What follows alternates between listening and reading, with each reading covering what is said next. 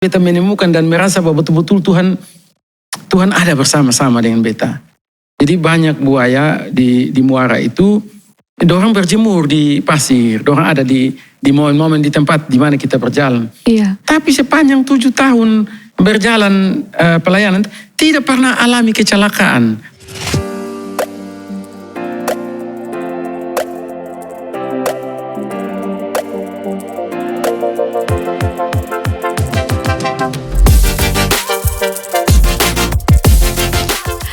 Semuanya, shalom untuk rekan-rekan pemuda yang ada di luar sana, untuk teman-teman pemuda Kota Baru dan juga teman-teman pemuda lainnya yang sedang menyaksikan akun YouTube kita. Selamat datang dalam Beta Podcast, beritakan kabar baik. Bersama saya di sini Ivana Jubliana dan juga sudah hadir dengan kita narasumber kita Bapak Pendeta Norman M. Nenohai. Shalom Bapak. Shalom. Apa kabar Bapak? Kabar baik. Kabar baik. Sesuai dengan ketumpun tagline, beritakan kabar baik. Amin. Amin. Haleluya. Semoga bisa jadi berkat apapun yang ketong bagikan di sini. Semoga ini bisa menjadi inspirasi untuk teman-teman yang ada di luar sana. Ya, Bapak Pendeta, pertanyaan atau hal yang sering ditanyai Bapak. Sudah berapa lama melayani sebagai pendeta? Iya, terima kasih Ivana. Salam teman-teman pemuda dan semua yang mengikuti acara ini. Saya sudah melayani di Gemit sebagai pelayan itu mulai dari tahun 2002. Tahun 2002, 3, 4 sampai hari ini. 2002, iya. Ivana masih 1 tahun Bapak. Iya, 2002, 2003, kemudian 2005 tabis pendeta, dan 2005 sampai hari ini melayani sebagai pendeta di beberapa tempat. Beta tugas pertama itu di Amfoang, di Fatu Monas.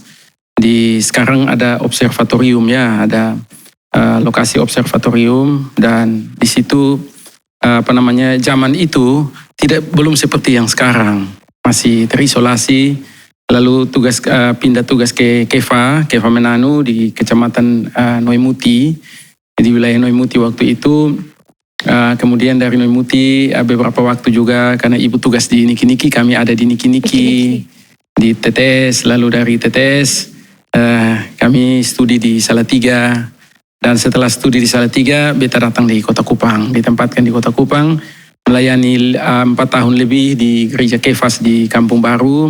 Kemudian dari Gereja Kefas datang di Kota Baru. Kota Baru. Ya. Suatu perjalanan yang cukup panjang ya Bapak, dari tahun 2002 sampai dengan ada saat ini Tuhan masih kasih kesempatan untuk melayani ya Bapak. Ya. 2002 masih jauh dari perkembangan teknologi. Betul. Masih orang bilang masih kudet Bapak. Tetapi sudah memberi diri untuk melayani.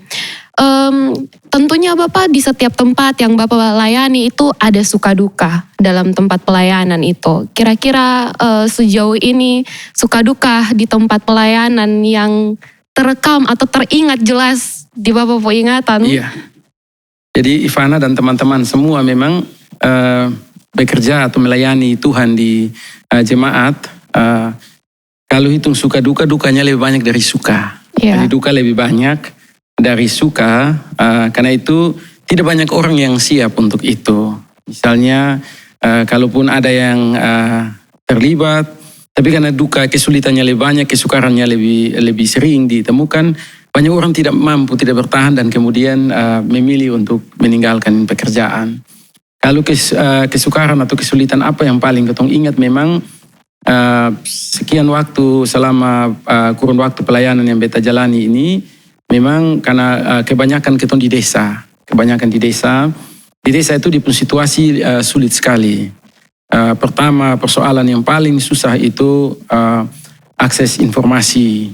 Ya. Akses informasi, teknologi itu pasti minim sekali. Sangat Bapak. Sangat. Listrik sonde ada, akses internet sonde ada, jaringan juga susah. Jalan sonde ada, air juga susah. Iya, betul. Dan lebih banyak susahnya daripada senang. Iya. Jadi banyak orang bilang baik sudah kalau sudah di negeri yang susah, datang di negeri yang baik itu tambah baik. Iya. Jadi beta suka cita sekali kalau ada di sini. beta tahu bahwa ini perjalanan semua karena Tuhan. Iya. Jadi kesukaran apapun, katong bisa lewati hanya bersama dengan Tuhan. Amin. Jadi bersusah-susah dahulu baru bersenang-senang kemudian ya Bapak. Betul. Kadang orang itu ketika misalnya saja bukan hanya dalam pelayanan di gereja, ketika ada dalam suatu pekerjaan terus ditempatkan di daerah yang terpencil, kadang sonde semua orang mau memberi diri Bapak. Tapi dari ini hari ketong dengar cerita dari Bapak bahwa walaupun susah sekalipun, tapi ketong perlu tahu bahwa tangan Tuhan itu selalu menolong. Amin. Iya Bapak. Jadi memang beta tugas sebagai pendeta itu masih dalam usia yang muda. Waktu itu masih 23 tahun. Wah. Jadi masih dalam usia seperti teman-teman pemuda masih muda, sudah harus melayani sebagai pendeta dengan tanggung jawab yang berat. Jadi ketong seiring dengan perjalanan waktu ini baru ketong menjadi dewasa dan matang dalam proses. Iya Bapak, betul. Orang bilang dewasa itu bukan ditentukan karena usia Bapak. Bukan, iya. Dia harus melalui di proses. Iya betul. Dan proses itu butuh waktu dan komitmen yang kuat. Betul. Karena misalnya adik-adik dong menjalani ketong hidup ini, ketong irama mengalir. Ketong sudah tahu seperti apa nanti ketong, tetapi ketong percaya bahwa proses itu akan menolong kita, membantu kita, membentuk ketong karakter, dan ketong jadi seperti apa itu tergantung proses mana yang ketong lewati. Iya, betul Bapak. Iya. Dan ketika ketong diproses kemana ketong mau setia, dan kemana ketong mau tetap berjuang Bapak. Ya, dan ingat bahwa Tuhan selalu ada dengan ketong. Amin. 23 tahun, 23 tahun usia yang masih sangat muda masih Bapak. Muda. Iya, kalau anak muda sekarang kalau ditanya mau jadi pendeta di usia seperti itu mungkin masih banyak pertimbangan. Iya. Masih kayak, aduh tunggu dong, masih muda nih, masih mau bermain, masih mau jalan-jalan dengan kawan. Tapi sungguh luar biasa Bapak di umur yang begitu muda, masih Tuhan muda. kasih kepercayaan untuk melayani. Berkaitan dengan itu Bapak, 23 tahun atau 22 tahun, Ivana penasaran, menjadi seorang pendeta ini cita-cita atau keterpanggilan Bapak? Ini yang rumit ini. Jadi beta ini bukan cita-cita mau jadi pendeta. Jadi cita-cita apa Bapak? Beta ini sesungguhnya beta cita-cita ini beta mau jadi tentara. Wah, tentara. Iya, beta cita-cita bukan jadi pendeta. Beta ini sebenarnya semula itu kenapa beta sekolah pendeta tuh?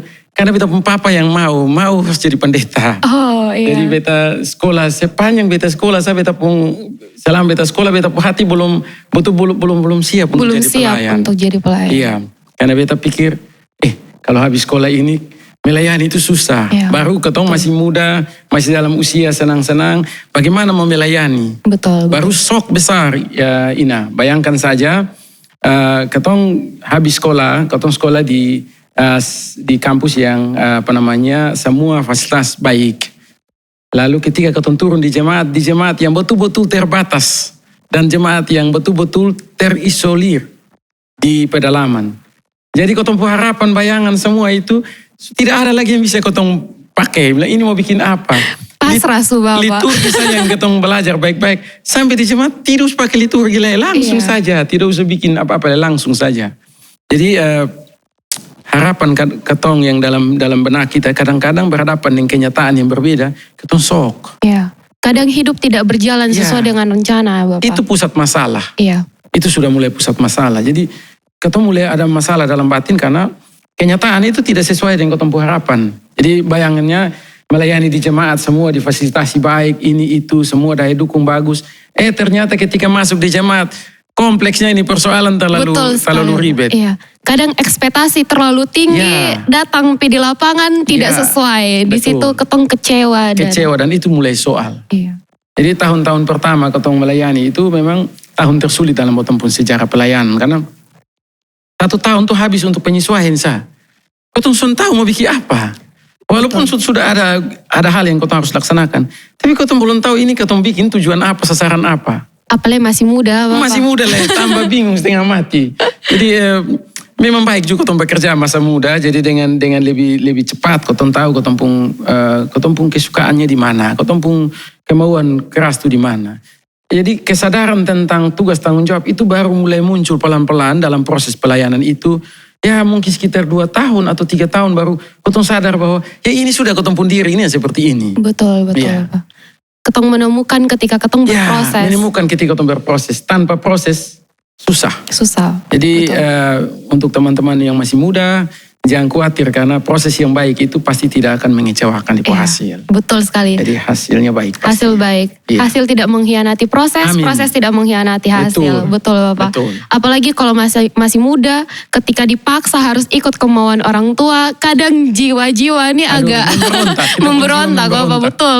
Kadang ketong mau ini, orang tua mau ini. Sekarang pilihan kembali lagi ketika ketong sudah memilih, mengiyakan, memilih kemauan orang tua, kembali lagi ketong mau menjalani atau tidak ya Bapak. Betul. Jadi memang beta pun jiwa seperti memberontak karena maunya ini tapi diharuskan. Pilihan ini. Iya. Orang tua bilang jangan, Bapak mesti jadi pendeta. Jadi beta dalam hati, aduh Tuhan ini ketemu mulai dari mana ini. Tapi ya menjalani, saya sudah menjalani sampai akhirnya baru beta temukan bahwa untuk mau menjadi baik dalam bertempung kehidupan itu, bagaimana kau tempung komitmen, kau tempung hati, kau mau betul-betul mengucap syukur, kau tempung keadaan dan mengisi kau tempung hari-hari hidup dengan hal-hal yang baik.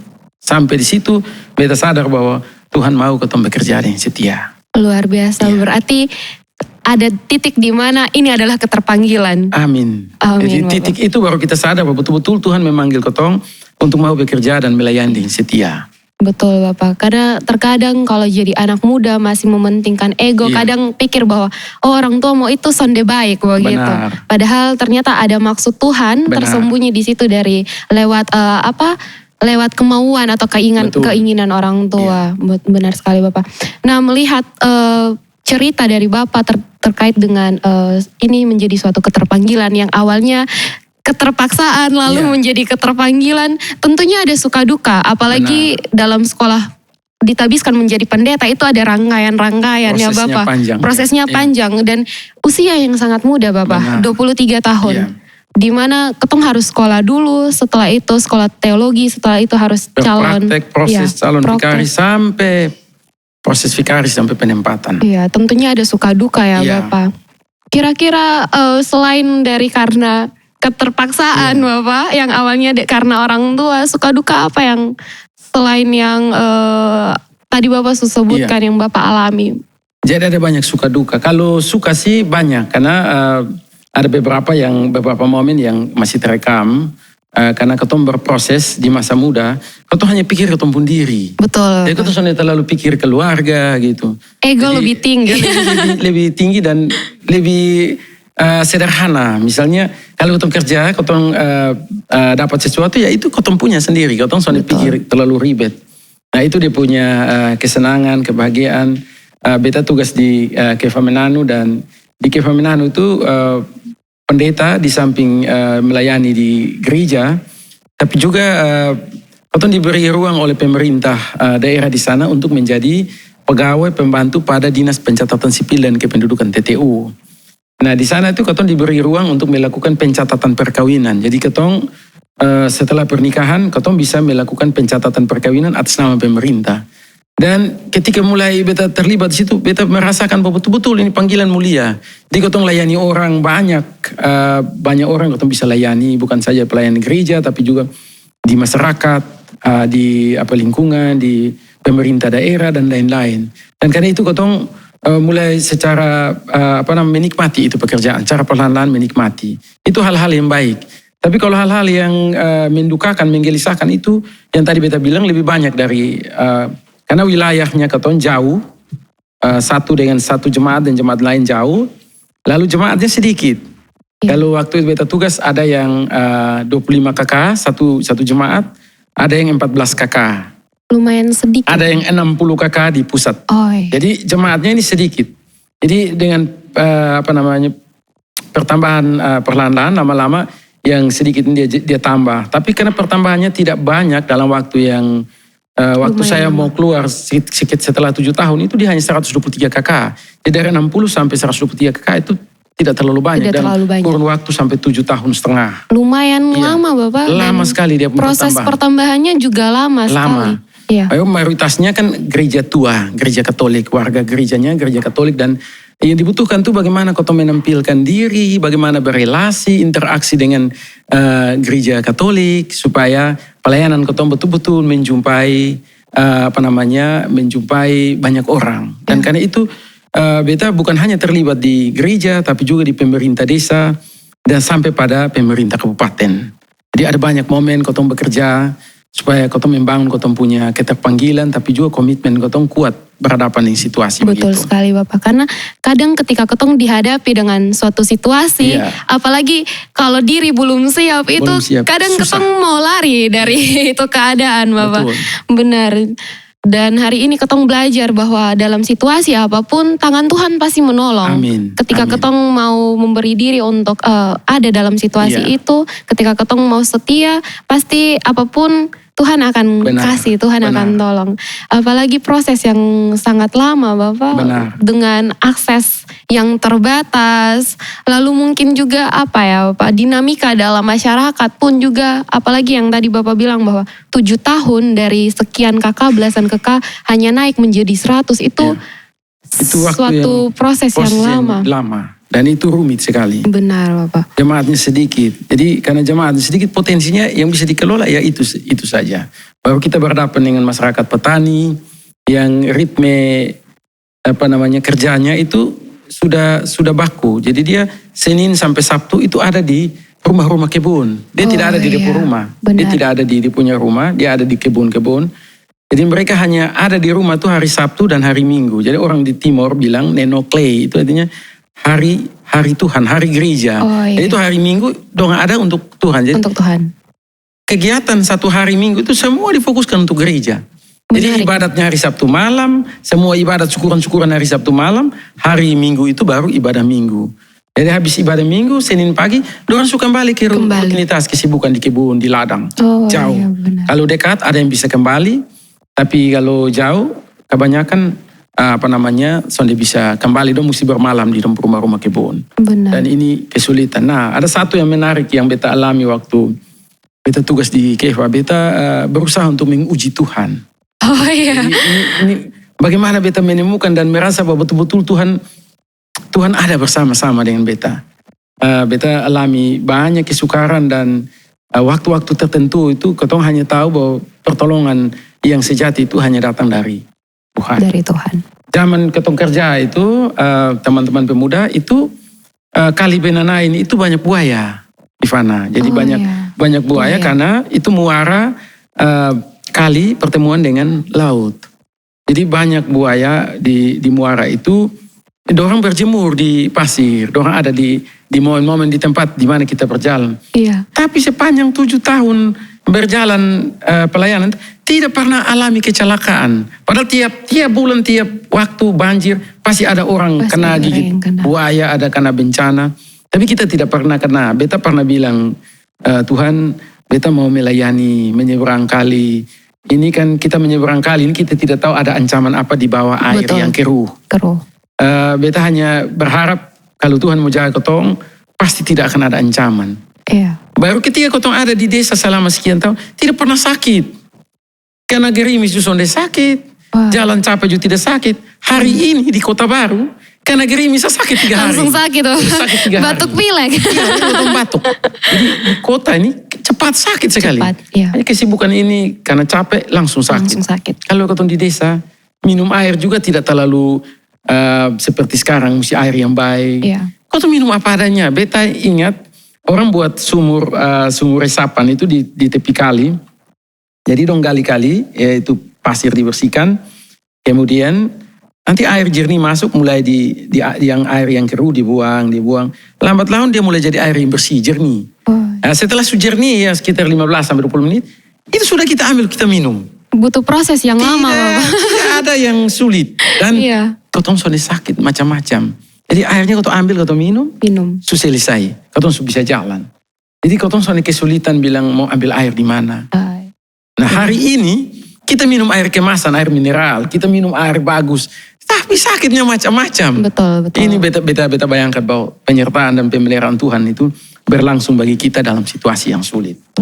Jadi teman-teman pemuda-pemudi, mensyukuri apa yang kotong jalani itu hal yang paling baik. Betul Bapak. Ya, mensyukuri. Benar sekali. Beta tulis di status tadi malam, teman-teman pemuda dong pun kegiatan, beta bilang, pemuda itu selalu meninggalkan cerita untuk masa lalu. Menarik. Jadi kalau pemuda hari ini dia tidak tulis di pun cerita, jangan harap 20 tahun ke depan dia pun cerita. Jadi kalau dia tulis baik-baik cerita ini, maka tahun 20 tahun dari sekarang dia akan bilang, waktu itu beta pernah ada dalam cerita ini. Nah, itu yang kita mendorong teman-teman pemuda untuk buat cerita sebanyak mungkin. Di gereja, di lingkungan, di rumah, di mana saja kita bikin cerita. Bikin aktivitas yang baik supaya ada cerita dan ada bekal yang bisa kita bawa pulang untuk generasi. Benar sekali Bapak, benar. Kadang masa muda itu harus dipakai dengan hal-hal, terutama dengan talenta yang Tuhan kasih. Betul Bapak. Jadi ketika keton dikasih talenta, kadang keton tidak menyadari itu Bapak. Tapi ya mau dibilang bagaimana kalau ketika ketong mengikuti perkembangan zaman, tapi ketong mau memberi diri untuk melayani, pasti Tuhan akan menolong ketong. Sama kayak yang Bapak bilang. Menarik Bapak ketika menceritakan masa muda, pasti ada hal yang sangat menjadi menjadi pembelajaran seperti yang tadi Bapak bilang. Misalnya Tuhan ketika ketong ada dalam suatu situasi yang sulit, itu ketong diuji bagaimana ketong mau bersyukur kepada Tuhan Bapak. Nah, kembali lagi pada masa dulu, masa mudanya Bapak dulu, Ivana penasaran apalagi pada saat ada di sekolah teologi. Menarik ketika digali, apakah Bapak ini seorang mahasiswa yang hanya kuliah pulang pada saat itu atau justru terlibat aktif dalam kegiatan-kegiatan yang ada di kampus pada saat itu? Ivana dan teman-teman pemuda, kalau kita kuliah misalnya dan kalau kita tidak terlibat dalam kegiatan-kegiatan kemahasiswaan, kita rugi. Karena apa? Karena setelah kita selesai kuliah, kita tidak punya pengalaman tambahan. Nah, pengalaman Bapak waktu kuliah ini terlibat aktif. Beta terlibat aktif di lembaga kemahasiswaan, juga di resimen mahasiswa, dan juga di beberapa organisasi kampus. Nah, pengalaman-pengalaman ini menolong kita untuk menjadi bekal bagi kita. Contoh, dunia kerja, misalnya dunia kerja hari ini, itu sekitar 30-40% itu teori materi akademik itu menjadi bekal bagi kita, tetapi selebihnya itu sebenarnya pengalaman keterlibatan kita dalam organisasi kampus. Benar, setuju. Jadi kematangan, ketenangan, penguasaan itu hanya dapat kita temukan dengan kita memberi diri dalam organisasi-organisasi, termasuk di gereja. Termasuk di gereja dan di kampus. Adik-adik dong percaya tidak? Pengalaman kita mengelola satu acara itu ditentukan oleh pengalaman kita yang kita dapatkan kemarin ketimbang bekal pendidikan atau akademik kita full. Jadi kalau orang belajar total, dia selesai jadi sarjana. Tapi orang belajar lama, dia juga selesai jadi sarjana. Yang menentukan itu bukan sarjananya. Yang menentukannya ketika kita ada dalam dunia nyata, di masyarakat, di gereja, apakah kita mampu mengaplikasikan ilmu kita, pengalaman kita untuk menopang pekerjaan-pekerjaan kita. Dan saya punya pengalaman yang tadi saya bilang, sekitar 30-40% saja itu yang saya dapat melalui kampus. Sementara selebih yang membentuk saya ini kebanyakan pengalaman-pengalaman saya di dunia kampus. Jadi saya terlibat banyak sekali. Kalau sertifikat, pengalaman, pelatihan-pelatihan itu banyak sekali. Itu hampir 100 kegiatan ketong ikut. Jadi selama mahasiswa itu saya pikir begini, kalau dapat nilai hari ini belum baik, tidak masalah. Tidak terlalu masalah, karena nilai itu bisa dikejar. Tapi kesempatan untuk terlibat dalam organisasi itu tidak ada dua kali. Benar sekali Bapak. Jadi lalu saya punya pengalaman dan lihat di dunia nyata bahwa orang-orang yang terlibat di banyak kegiatan dan punya pengalaman-pengalaman itu biasanya dia lebih maju selangkah dari orang-orang yang hanya fokus di kuliah. Di kuliah. Iya, jadi saya mau bilang adik-adik dong, belajar berinteraksi, belajar membangun kita pun diri dan komitmen itu hanya bisa kita temukan melalui di mana kita kelompok pemuda atau organisasi atau apapun. Di situ kita ditempa, mental kita teruji, terlatih, dan di situ kita dibentuk. Dan pasti masa depan kita baik. Amin. Ya, masa depan kita baik karena skill kemampuan kita itu terbentuk di situ, dan ketika kita masuk dalam dunia kerja, orang akan tanya, pengalaman bisa bikin ini tidak? Ya, siap, pasti bisa. Benar. Dan itu yang Bapak alami ketika Bapak ada di dunia kampus, terlibat dalam semua. Kisah misalnya tahun 98 reformasi.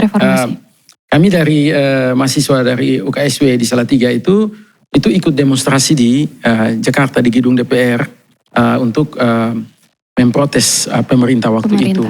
Kita belum terlalu tahu apa-apa, tapi kita ikut dalam situasi itu dan kita mengalami situasi di mana detik-detik pasca perubahan itu tatanan kehidupan bernegara itu. Jadi kita ada di Jakarta waktu Pak Harto mengundurkan diri dari presiden. Dan itu pengalaman bagi kita dan cerita bagi kita bahwa detik-detik perubahan itu kami ada di pusat kota. Jadi kita tahu situasi itu dan ini bekal bagi kita bahwa satu hal yang baik, yang benar itu selalu melalui tahapan proses yang sulit dan ada banyak korban yang terjadi saat itu. Terjadi saat itu, ya benar sekali. Suka duka. Suka duka. Itu pasti ada, apalagi kita menentang sesuatu yang istilahnya kita menabrak ombak nih Bapak. Kita lawan ombak besar dan baik. Jadi saya mau bilang adik-adik terlibat dalam organisasi itu baik. Jadi hari ini kalau kita ada di Pemuda Gimit, ini tidak semua orang bisa ada dalam situasi yang begini. Tidak semua orang. Tidak semua orang bisa tampil untuk bicara di sini. Tidak semua orang bisa bicara yang ini, itu dan seterusnya. Dan ini semua hanya karena pengalaman dan karena upaya kita memberi diri kita secara baik. Karena itu jangan takut, jangan khawatir, beri diri untuk terlibat di kegiatan kita yang baik. Pasti ke depan kita akan baik dimanapun kita ada. Benar sekali Bapak. Apalagi masih muda. Masih muda. Umur masih Tuhan masih kasih kesempatan untuk aktif. Iya betul. Karena banyak hal atau teman-teman juga yang kadang Ivana temui bahwa kenapa tidak mau aktif dalam pelayanan. Atau misalnya kenapa tidak mau aktif dalam perkuliahan, terutama dalam organisasi. Betul. Baik itu di tempat kuliah ataupun juga organisasi dalam gereja misalnya seperti itu. Kadang mereka bilang, oh saya masih minder, masih takut untuk memberi diri untuk aktif berorganisasi di tempat kuliah ataupun di organisasi di gereja. Kadang tidak semua orang mau memberi diri Bapak. Hari ini ketong belajar bahwa masa muda itu harus dipakai dan tidak semua orang punya kesempatan yang sama ya Bapak. Benar. Dan kadang proses dalam kehidupan itu yang justru akan membuat ketong terampil dalam berbagai hal. Setuju. Betul Bapak, dan kayak ketika ketong mau ada dalam suatu perkumpulan untuk berorganisasi, ketong akan dapat banyak hal di situ. Dengan latar belakang orang yang ada dalam organisasi itu. Betul Bapak. Nah tadi menarik Bapak ketika diceritakan bahwa dan statement dari Bapak bilang masa muda itu harus punya cerita. Benar. Tapi Bapak ini juga kadang menjadi suatu kontroversi Bapak. Ada teman-teman pemuda pasti menyalahartikan maksud ini. Menurut Bapak bagaimana? Begini, jadi maksud saya masa muda ini kan kesempatan sekali. Ini kan nanti 10 tahun dari sekarang, kita pun adik-adik dong jadi pemuda. Dan kita memang masih muda, tapi mungkin rasanya kita sudah agak lebih tua dari mereka. Nah, kesempatan yang Bapak maksudkan ini, kesempatan itu mesti diisi dengan cerita-cerita yang positif. Cerita-cerita positif ini menolong kita untuk jadi bekal kita hari esok. Minimal, kotong sudah memberi sesuatu yang terbaik. Dan itu menjadi catatan kita dalam sejarah ketumpung hidup.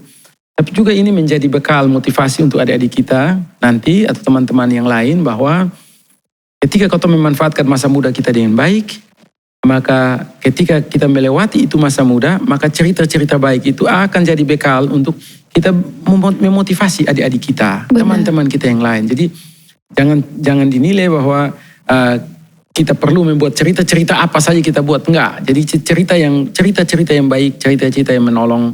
Saya ambil contoh satu di Kota Baru. Saya mau bilang ya, Kota Baru ini jemaat yang kompleks, tapi jemaat yang baik sekali. Dari segi daya dukung sumber daya manusianya baik sekali.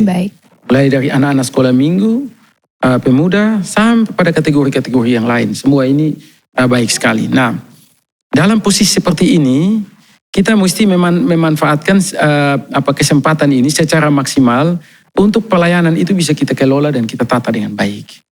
Jadi kalau ruang-ruang pelayanan itu diciptakan oleh gereja, ini kesempatan bagi tiap kategori, misalnya pemuda semua mesti digiring untuk masuk ambil bagian dalam situasi ini. Benar. Kemarin misalnya tentang tim STAR ya, STAR itu menarik karena STAR ini hanya ada di Kota Baru. Teman-teman pemuda semua yang dikelola dengan baik dan beragam potensi itu menjadi daya dukung untuk menopang pekerjaan gereja, dan itu hanya ada di Kota Baru. Dan ini baik sekali kita melibatkan partisipasi semua anak-anak muda dalam rangka mempersiapkan proses kita ada dalam persekutuan, dan ini sangat menarik. Ini dia akan jadi model baik untuk persekutuan jemaat di beberapa tempat yang lain. Kira-kira begitu. Jadi saya senang sekali Kota Baru pakai kesempatan akomodir semua potensi kaum muda untuk menjadi baik dan menjadi berkat bagi gereja dan bagi kita semua. Benar Bapak, karena kalau dipikir bahwa anak-anak sekolah minggu hingga pemuda itu justru menjadi tonggak sejarah nantinya untuk gereja. Betul. Bapak. Jadi ketika ada teman-teman pemuda di situ tetapi tidak diberdayakan, dan juga sebenarnya bukan hanya tidak diberdayakan tapi kesadaran sendiri dari diri teman-teman pemuda itu untuk memberi diri tanpa dipaksa, melihat suatu pelayanan itu sebagai suatu keterpanggilan Bapak. Benar. Seperti yang tadi Bapak bilang. Nah Bapak menarik bahwa berbicara tentang pemuda yang memberi diri untuk melayani di gereja ini, kadang masih banyak teman-teman pemuda yang tidak mau memberi diri atau masih enggan untuk memberi diri melayani di gereja. Nah mungkin Bapak ada sedikit tips-tips untuk teman-teman biar teman-teman pemuda juga mau memberi diri, karena seperti yang Bapak bilang tadi bahwa pemuda punya potensi yang sangat besar. Iya. Baik, jadi apa tipsnya? Jadi tipsnya memang gereja menaruh perhatian yang penting pada pemuda. Saya ambil contoh ya, 1-2 tahun ini memang kita gereja Kota Baru, contohnya kita di Kota Baru ini, kita menaruh perhatian yang besar untuk aktivitas atau kegiatan-kegiatan pemuda. PP Pemuda, multimedia, dan lain-lain, itu di Kota Baru itu menjadi prioritas pertama. Jadi prioritas utama artinya bahwa semua kegiatan yang disepakati, dirancangkan itu benar-benar mendapat perhatian dari gereja. Dan ini ada terus ada perkembangan, dan dia punya manfaat, dampaknya besar untuk gereja. Keterlibatan hari ini saya untuk keterlibatan pemuda di Kota Baru ini menjadi satu modal dan kekuatan di Kota Baru, karena semua potensi itu bisa dimanfaatkan dengan baik. Dan saya percaya teman-teman pemuda, kesempatan baik ini juga menjadi semacam daya tarik yang memikat teman-teman kita yang masih di luar. Jadi kita terus mengajak, mendorong, memotivasi, mari bergabung dengan banyak kegiatan yang bisa dilakukan oleh teman-teman pemuda untuk Tuhan dan di tengah-tengah persekutuan. Tetapi juga ada aspek lain, yaitu bagaimana ketong membekali diri dengan pengalaman-pengalaman hidup berorganisasi yang akan jadi bekal kita hari esok. Dan karena itu dari gereja kami terus mendorong, meminta, memotivasi supaya teman-teman pemuda di rayon-rayon semua terlibat. Benar. Dan kita punya hal-hal baik yang bisa kita beri sebagai kontribusi kita kepada gereja. Betul Bapak, karena ketika sudah ada wadah tapi teman-teman juga tidak memberi diri, itu menjadi suatu pertanyaan besar untuk teman-teman pemuda khususnya, bahwa Tuhan sudah kasih talenta, tapi kadang ketong tidak menyadari itu Bapak. Kadang ketong menuntut gereja harus memberikan ruang kepada teman-teman pemuda, tapi justru teman-teman pemuda sendiri juga yang menutup diri untuk melayani. Betul Ivana. Benar Bapak. Misalnya dalam beberapa waktu ini kita kan dampak dari badai siklon Seroja ini membuat kita harus ada di ruang yang lebih terbatas jumlahnya. Saya mikirnya kalau memang situasinya begini, mungkin kita akan percakapan dengan teman-teman pemuda bagaimana kita bikin kegiatan pemuda yang bisa menampung semua pemuda, tetapi jangan di gedung. Di gedung mungkin lebih terbatas. Jumlahnya paling 200-300. Kalau kita bikin di luar mungkin jauh lebih bagus. Tetapi situasi sekarang dampak dari pandemi ini membuat kita harus tertib prokes.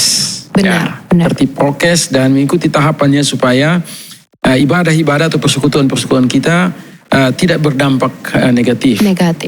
Nah itu yang kita pikirkan bersama.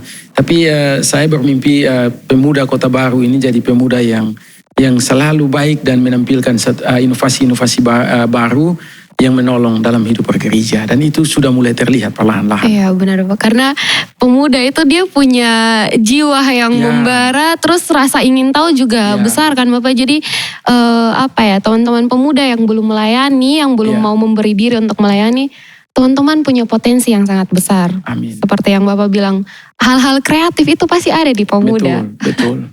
Dan mungkin teman-teman ketika memberikan diri untuk melayani di gereja, maka pasti akan ada suatu perubahan juga. Apalagi penggeraknya adalah teman-teman pemuda. Iya. Bapak, itu untuk teman-teman yang masih belum berani untuk melayani. Lalu bagaimana cara untuk teman-teman pemuda yang sudah memberi diri hari ini sampai dengan detik ini untuk melayani di gereja ataupun di tempat-tempat yang lain, bagaimana caranya untuk ketong itu tetap setia dan ketong tetap enjoy dalam pelayanan di gereja atau di tempat yang lain? Iya. Jadi bagaimana supaya kita tetap ada dalam situasi yang baik, itu memang itu berkaitan erat dengan bagaimana kemasan-kemasan program atau kemasan-kemasan pelayanan di lingkup jemaat. Contoh kita di Kota Baru memang menarik, ada banyak kemasan-kemasan yang baik yang menjadi ruang untuk partisipasi teman-teman muda. Nah, pemuda itu karena jiwanya energik, idenya banyak, dan mereka inginnya ada banyak hal yang bisa dorang buat. Dan karena itu memang mesti ada ruang yang dibuka secara baik, yang diciptakan oleh gereja, baik secara sengaja atau sistematis, dalam rangka untuk mengakomodir semua potensi dan keberagaman pemuda. Jadi kami mendorong teman-teman pemuda UPP, silakan bikin kegiatan-kegiatan yang bisa menjangkau dan merangkul semua kelompok pemuda. Jadi semua harus diberdayakan begitu. Nah, berkaitan dengan daya dukung gereja, sepanjang semua kegiatan itu dirancangkan dan diusulkan logis dan bisa diterima, dampaknya baik, tidak ada alasan untuk kita tidak terima. Betul. Di Kota Baru, gereja memberi perhatian secara serius. Memang tahun-tahun ini kita ada dalam pembangunan, tetapi tidak menjadi penghalang untuk untuk kegiatan-kegiatan pemuda itu tetap menjadi prioritas gereja. Jadi teman-teman yang sudah terlibat tidak usah khawatir, kemasan-kemasan program ini akan dibikin untuk terus menjawab. Dan bagaimana daya dukungan finansial dari gereja, kami mensupport terus. Bahkan saya bilang dengan beberapa anggota jemaat, saya bilang tadi malam saya kontak beberapa anggota jemaat, tolong merapat ke gereja, lihat kegiatan pemuda di sana, apa yang bisa dibantu, tolong dibantu supaya teman-teman pemuda itu merasa bahwa mereka tidak sendirian. Betul. Jadi hari ini yang sekarang kita bicara ini, ada beberapa jemaat yang akan memperlengkapi kegiatan pemuda untuk usaha warung itu. Jadi ada yang sumbang ini untuk melengkapi kemasan kita supaya hari esok lebih baik. Benar sekali. Daya dukung selalu kita beri untuk pemuda lebih baik hari esok. Dan ketika sudah didukung juga teman-teman pemuda harus tetap semangat ya Bapak. Melihat suatu pelayanan itu sebagai suatu keterpanggilan, bukan sebagai suatu beban ketika diberi waktu, diberi kesempatan untuk melayani. Apalagi masih muda Bapak. Iya, masih muda. Berkaca Bapak 23 tahun sudah jadi pendeta, dan yang karena awalnya adalah suatu keterpaksaan. Awalnya mau beta harus jadi tentara, tapi orang tua bilang Sonde bisa beri diri untuk melayani lewat menjadi pendeta. Dan hari ini berkat Tuhan dan penyertaan Tuhan nyata sampai dengan saat ini. Terakhir Bapak, banyak hal yang Ivana dapat dari cerita-cerita Bapak, dari kesaksian Bapak, dan juga pasti teman-teman pemuda di rumah juga. Semoga ini menjadi berkat. Terakhir, pesan Bapak untuk teman-teman pemuda di luar sana, untuk tetap pakai diri ini sebagai suatu wadah untuk melayani, dan juga bisa menjadi kesaksian di luar sana untuk jadi berkat bagi orang lain. Iya, jadi akhirnya saya mau bilang begini, hidup ini ibarat talenta. Talenta itu dalam cerita firman Tuhan disampaikan bahwa talenta itu mesti dipakai untuk dibungakan supaya menjadi berkat bagi orang lain. Hidup kita hari ini harus menjadi berkat. Tetapi teman-teman pemuda tidak usah khawatir, kegagalan, situasi kelam, dan situasi-situasi masa lalu yang menjadi beban kita imani bahwa bersama dengan Tuhan, Tuhan yang Maha Kasih itu buka pintu dan mau menjangkau kita semua. Jadi kesempatan untuk berjumpa dengan Tuhan itu akan membuat masa lalu kita yang kelam itu menjadi terang. Karena terang Kristus itu bercahaya di tengah-tengah kita. Masa lalu yang gelap itu tidak menjadi beban untuk kita mau ada di situasi terang. Karena itu mari bergabung dan melalui persekutuan itu teman-teman pemuda akan dapat hal yang baik. Dulu kita semua ada dalam situasi yang kelam. Tetapi dalam keterbatasan itu Tuhan membawa kita keluar dan kita menjadi abdi yang setia. Beri diri sejak masa muda dan beri sesuatu yang baik supaya ada catatan-catatan baik yang kita tinggalkan untuk masa depan. Itu saja. Amin. Luar biasa sekali Bapak. Ivana pribadi terberkati sekali dengan kesaksian yang Bapak bagikan pada hari ini. Dan semoga harapannya juga ini bisa menjadi berkat bagi orang di luar sana, bagi teman-teman pemuda di Kota Baru ataupun teman-teman pemuda lainnya yang menyaksikan podcast ini melalui channel YouTube-nya kita. Ada beberapa hal yang Ivana kutip Bapak dari kesaksian hari ini bahwa masa muda harus punya cerita. Betul. Bukan cerita yang negatif, tapi harus cerita-cerita yang positif. Betul. Supaya apa? Supaya ketong bisa ceritakan dan bisa jadi berkat bagi orang lain. Amin. Dan juga buat anak cucu kita nanti. Jadi ketika ditanya, Bapak dan Mama dulu muda buat apa? Ketong punya cerita, ketong punya kesaksian untuk mereka. Dan masa muda harus dipakai untuk pelayanan dan yakin bahwa suatu kegagalan yang ketong temui dalam suatu proses yang Tuhan izinkan terjadi itu justru kegagalan-kegagalan yang akan membentuk ketong. Amin. Akan menjadi dewasa dan semuanya itu ketong akan terima, akan ketong amini lewat proses yang tentunya juga atas penyertaan Tuhan. Betul Ivan. Amin, luar biasa sekali Bapak. Terima kasih banyak Bapak untuk sharing, untuk kesaksian yang sangat-sangat terberkati dan terima kasih untuk waktunya Bapak untuk ketong ada di sini dan juga semoga sekali lagi Bapak ini bisa menjadi berkat buat orang di sana dan melalui kehidupan ketong firman Tuhan itu dinyatakan dan disebarluaskan dan juga menjadi kabar baik.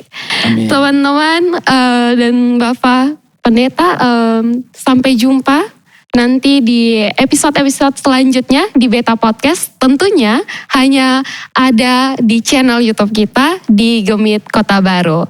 Beta Saksi, beritakan kabar baik. Shalom. Salam.